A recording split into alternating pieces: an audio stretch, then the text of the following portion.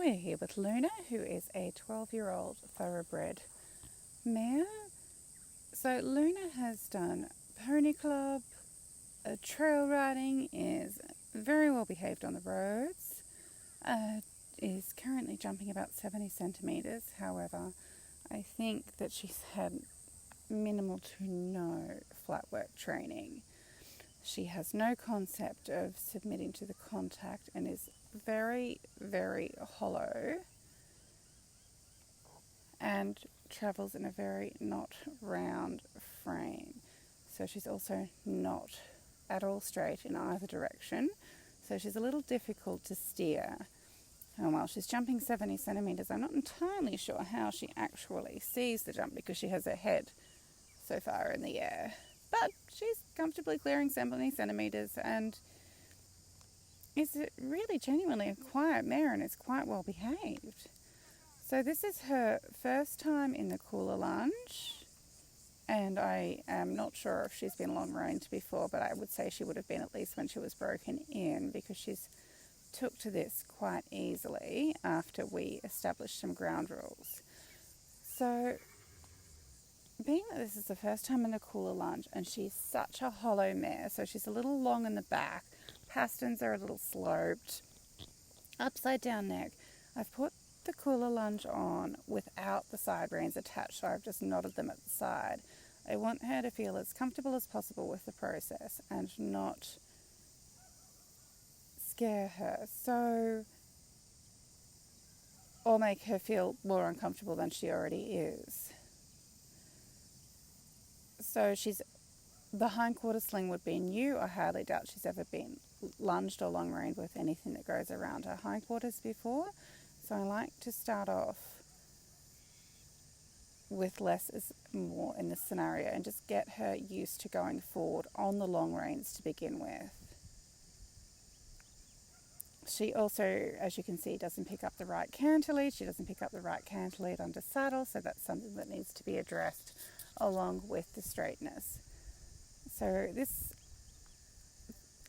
thoroughbred is probably one of the most upside down horses I've worked with, but she's going to be a really fun project. So now that she's going forward, I'm going to attach the side reins, but very loosely. I like to keep the training sessions progressing, so now that we've attached the side reins, we're going to change direction. The side reins are on quite loose, so they're not really going to do much, but she's just getting a little feel for the weight on her mouth, and then I'm continuing to ask her to respond to the long reins, because she, rather than submitting to the contact, she's always above the bit, going hollow and not submitting to the contact. So at this stage, if she goes forward, I'm happy. I don't care what pace it's in. I don't care if she's on the correct or incorrect canter lead. I just want her to go forward and be comfortable. I was very, very careful with starting off this mare in the Kula Lunge because she is so hollow and she's quite possibly never been ridden in a contact and asked to go round. So the last thing I want to do is stress her out or create an issue that could be avoided, or worse, have her panic, have her flip on the long reins. Those things are really, really dangerous. So it's not about, when you're starting them off on the long reins in the Kula Lunge, it's not about tying the head down, it's about teaching them to submit to the contact.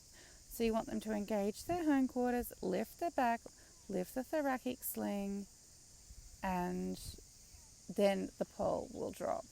Not just tying the head down, because that's when you get dramas. So right now this mare is like a little bit hesitant. She's completely not straight, swinging her hindquarters out, but she is going forward.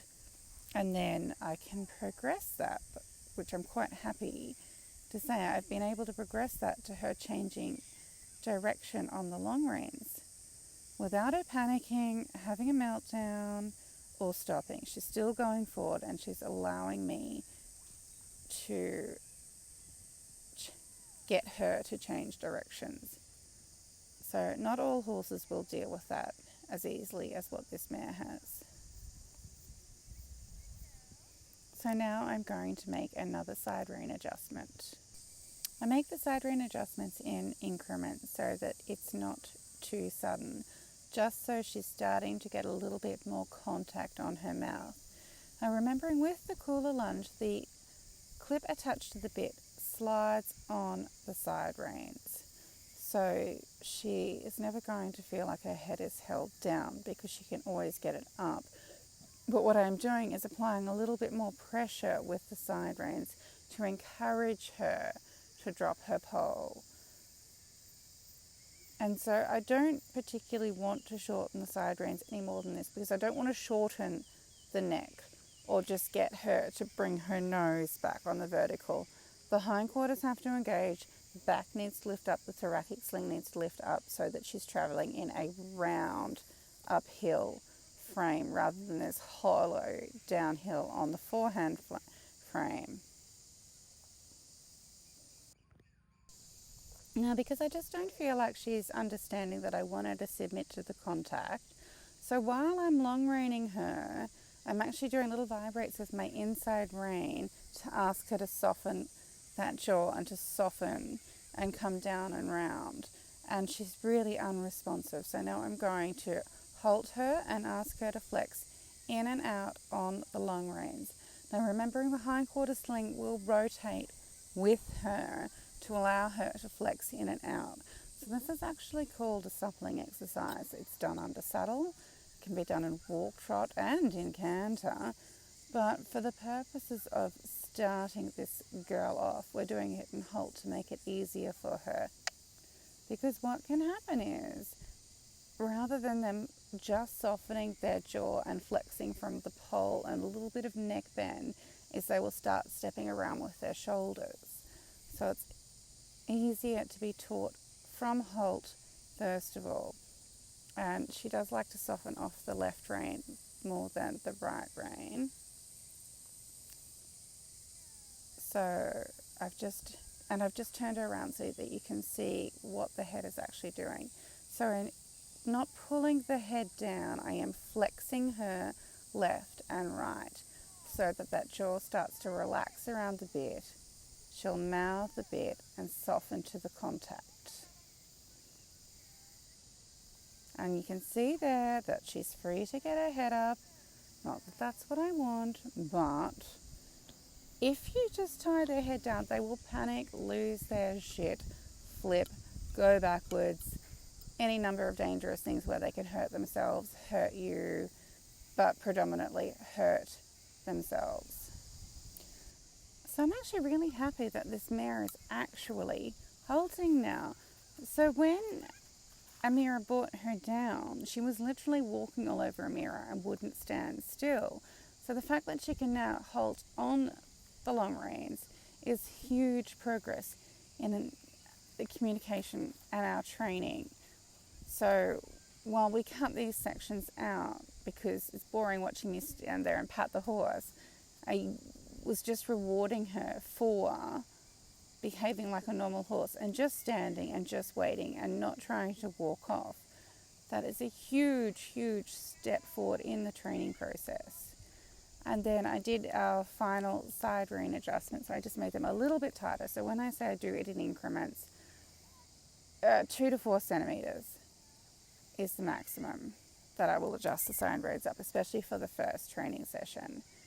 So again, she's still free to get her head in the air, run around like a giraffe, fall on the inside shoulder, and do whatever she wants.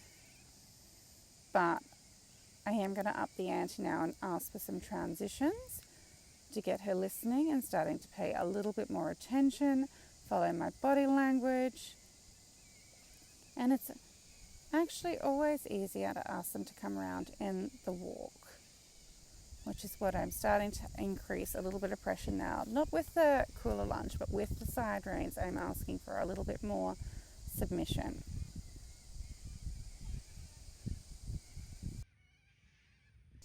Now you will see that this mare is often flexed to the outside on the circle.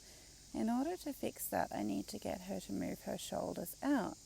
That will also aid in getting her to pick up the correct canter lead going right. But at this stage, it's easier to push her on and try and get her to do a flying change, which she's just done successfully and did just before as well, onto the correct canter lead. So at least if I can get her to do a fly onto the correct canter lead, she is starting to straighten herself up. If she continued to be not straight on the curved line that she's travelling on, she would not be able to do a flying change onto the correct canter lead. So that is progress. So if you just pull the head around to the inside, then the horse will come onto a smaller and smaller circle. So the shoulder needs to step out in order for the horse to become straight, not just flexing the head and neck to the inside. Now I like to do lots of transitions when I'm training. Make sure they're paying attention.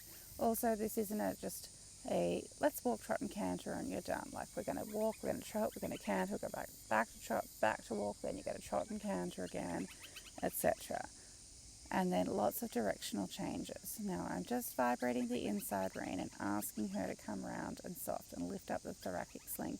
And she's just learning to submit to the contact and carry herself in a different frame. Now it's always easier to sit, good girl, always easier to set this up from the ground before you add the weight of a rider on their back and then unbalance them further. So all of the stuff that we ask horses to do in dressage, they can do naturally in the paddock by themselves. We're asking them to do it on command while carrying a rider. So let's set them up and make it easier for them. So I'm just having a little play with the more frequent directional changes to see if she'll soften a little bit more off each inside rein while still responding to my outside rein. So I'm really happy with the progress that I've made with this mare in this training session. She has responded far more positively than I thought she would. I will not be shortening the side reins anymore because I don't want to shorten the neck, I want to lift the back up.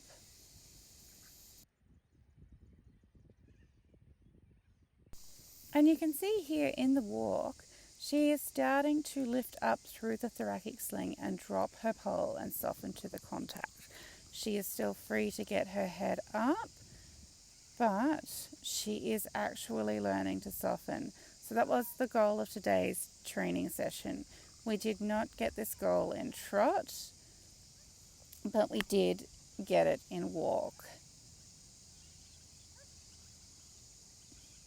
So I'm just going to show you a little bit of trot.